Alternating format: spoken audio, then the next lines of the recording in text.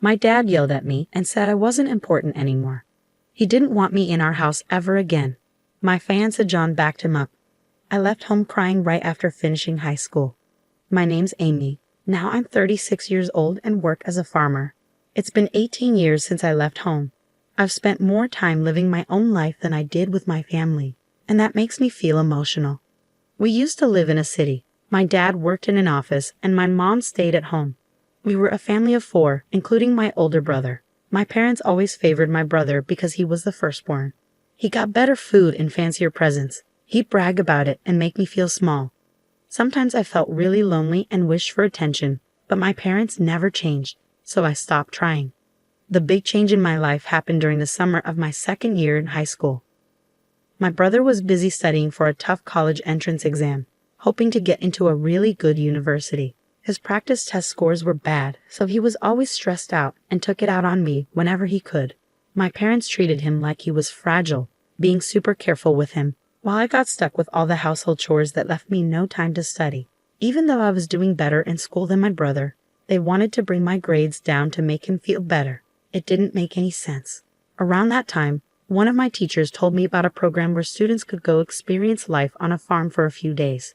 We'd stay with a family who owned a farm, help with harvesting vegetables, cook together, and just live like country folks for a bit.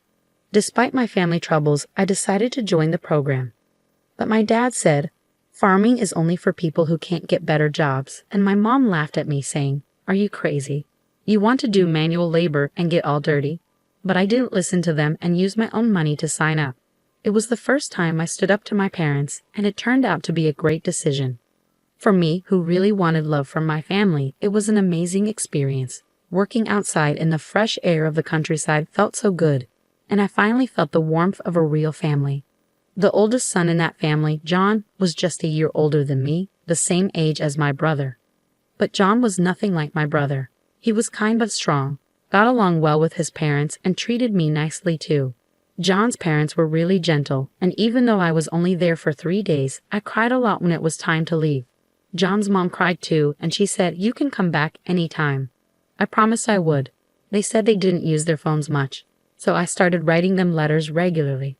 Before long, John started writing back more often, and it turned into like a diary we shared, and we started dating. It was a pure long-distance relationship without even a single kiss. After my brother didn't get into his first choice university and ended up in a lower-ranked college, it was my turn to apply for college. But my parents wanted me to get a job instead of going to college. They said it was because girls didn't need education, but really, I think they didn't want me to go to a better college than my brother. Since my time on the farm, I dreamed of being a farmer.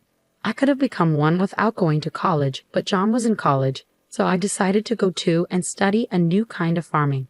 Even though my parents and brother tried to stop me, I worked hard every day towards my goal. But when I passed the entrance exam for university, my dad got really angry and said, "Are you a girl trying to go to a better college than your brother?" My mom said, "We don't have money to spend on you. Your brother needs it, so you should work and bring money home."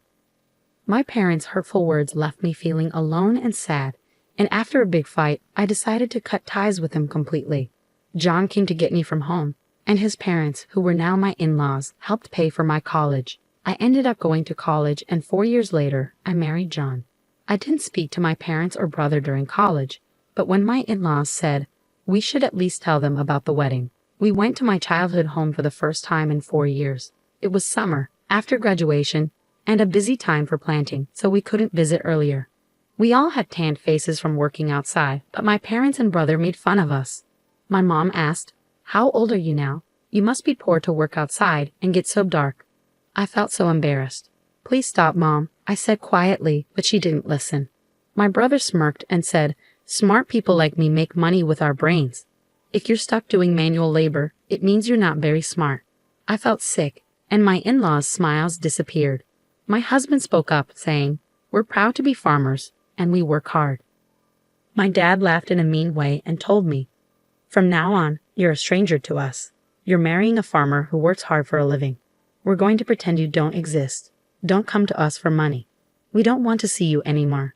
At 18, I already felt like I didn't belong, so his words didn't surprise me.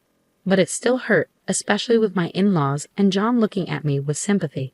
I cried quietly on the way home, deciding to forget about my family. Time passed quickly, and 18 years went by. The hurt started to fade. I had 2 kids and a busy but happy life. I almost forgot about my parents and brother until a cousin told me my brother was getting married. We were close, and we kept in touch even after I got married. I once sent them rice from our farm, and they liked it, so we stayed in touch and talked on the phone once a month. My cousin mentioned we could catch up at the wedding, my cousin said. But I hadn't heard anything about the wedding from my parents or brother. Well, since we're not talking, I wouldn't know. I heard they're building a new house. I wonder if it's done. It seemed both my parents and brother planned to move after the wedding. My cousin knew about the problems between my parents and me, but they probably assumed I'd still show up at important family events. After the call with my cousin, I impulsively called my mom's cell phone. But all I got was a message saying, "This number is no longer in use." I tried calling my father next, but got the same automated message again. Did they change their numbers? I didn't have my brother's number, so I couldn't call him. With shaky hands, I dialed the landline for our family home, and someone picked up. "Hello." It was my brother. "It's Amy. I heard you're getting married and moving." I started to congratulate him, but he interrupted me. "You don't need to do anything. You, a farmer, a stranger to me, don't call me," he yelled before hanging up. I tried calling him back, but I was already blocked. It was so harsh. No matter how much he disliked me, we were still family. It hurt to be rejected like that. Seeing how upset I was, my husband asked gently, "What's wrong? What happened?" I couldn't hold back my tears as I told him about the conversation. Both my husband and my in-laws were furious, as if it had happened to them. "Your home is here, Amy, your family to us." My mother-in-law comforted me. Her words brought tears to my eyes. I wish she was my real mom. She cared about me more than my own mother did. My father-in-law also reassured me, saying, "You're happy now. That's what matters. Don't let it hurt you. The one who stays positive wins." My husband added, "Let's learn from their mistakes and make sure we're different." Even our kids, unaware of the situation, hugged me tightly. "Thank you, everyone," I said, feeling the warmth in my heart. I realized how happy I was even without the support of my biological family. But things changed dramatically when my business was featured on national TV. My in-laws were big grain farmers in the American Midwest. They grew lots of fruits and veggies, but some didn't meet standards.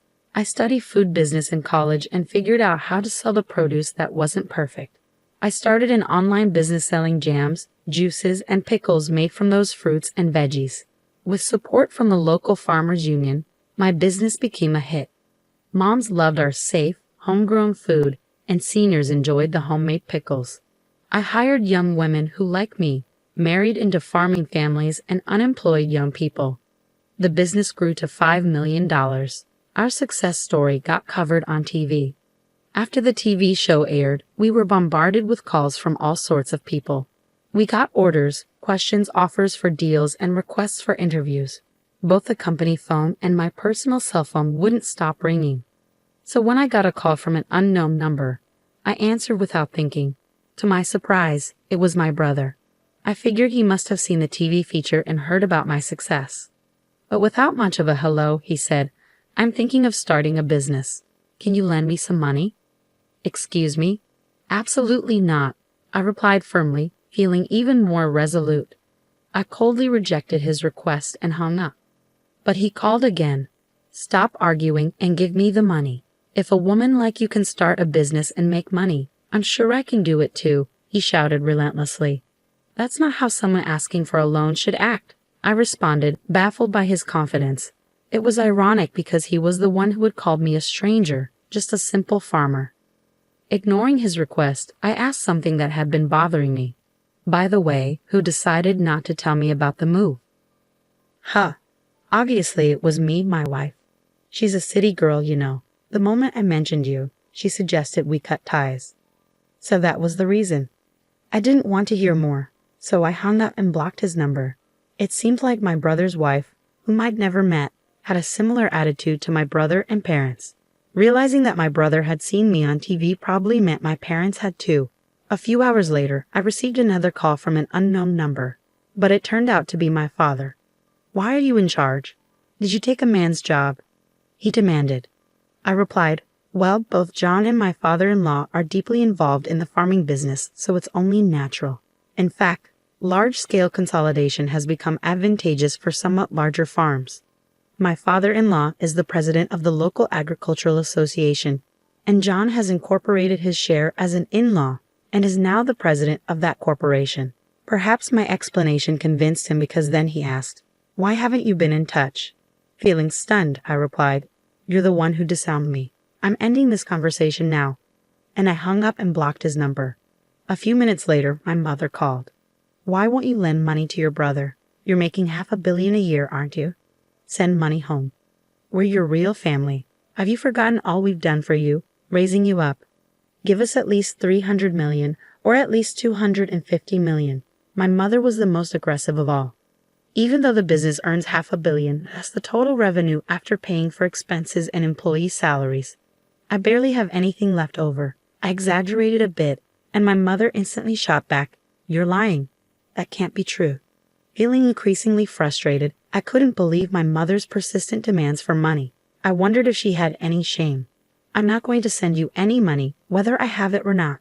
We're strangers, I told her firmly before hanging up and blocking her number. I thought that would be the end of it, but I was mistaken. My parents, my brother, and his wife, whom I'd never met before, suddenly showed up uninvited at my in-laws' house. Hey, Amy, guess what? I'm taking back the disownment, my father announced.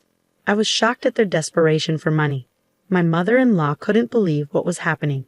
Even my father-in-law and her were clearly uncomfortable, glaring at my parents in silence. The employees around us had gathered, looking shocked at my parents. My brother seemed to realize he wasn't welcome either. We're the real family, connected by blood.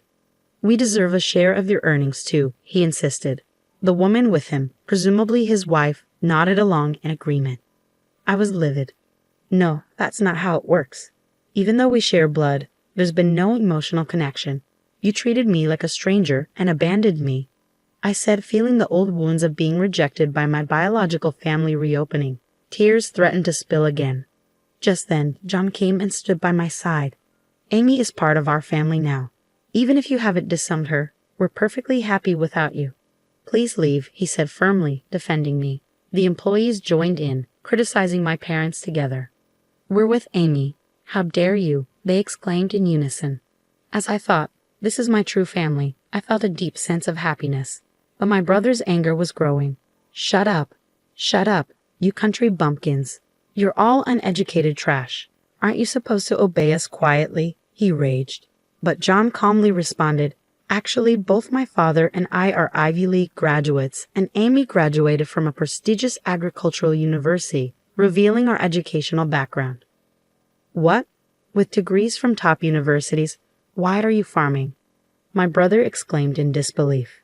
Maybe for my brother, graduating from a lower-ranked university was his only source of pride, and he likely didn't anticipate being outmatched in terms of education, I mused. John remained composed as he stated, farming is an honorable profession. We can apply what we've learned in college to it. I couldn't contain my laughter at the absurdity of it all. Brother, you've been bested by John in every way.